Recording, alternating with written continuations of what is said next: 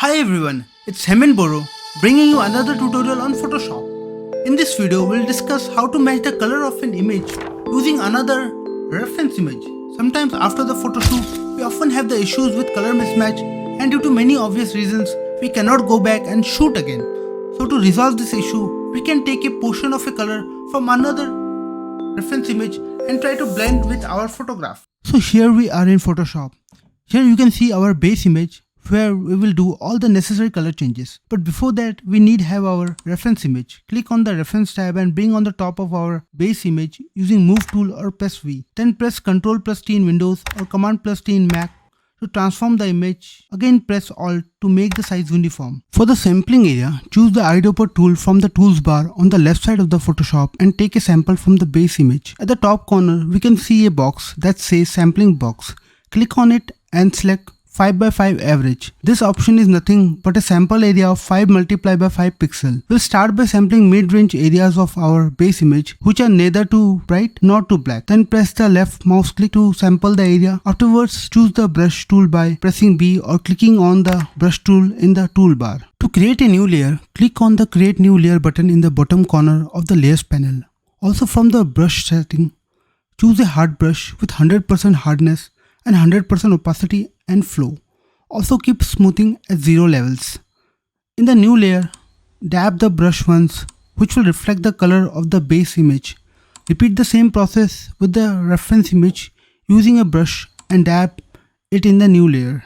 Now we needed a selection of faces for our base image. To make a selection, we will use the lasso tool. Just select it from the tools menu and make a selection around the face of our base image. Now go to the adjustment layer and choose curves. It will only select the area which we earlier selected using the lasso tool. From the eyedropper tool, choose the color eyedropper. Using color eyedropper, give a target number by clicking left click like the number 1 for the base image and the number 2 for the reference image. Also we can see an info page is being pop out. We will need it for this process. If it didn't open in your system, go to the Windows option at the top and choose Info. For assigning a point in the channel's curve like red, green and blue, we needed to click on that hand icon in the curves. Select it and then press Ctrl+Shift in Windows or Command+Shift in Mac and click left click and choose Target to, which is our base image. Now from the red channel, go a bit down and in the output, select the values from the reference image or #1 on the info page. The same way does it with the blue and green channels. Then from the RGB channel, choose the white line which is for the contrast.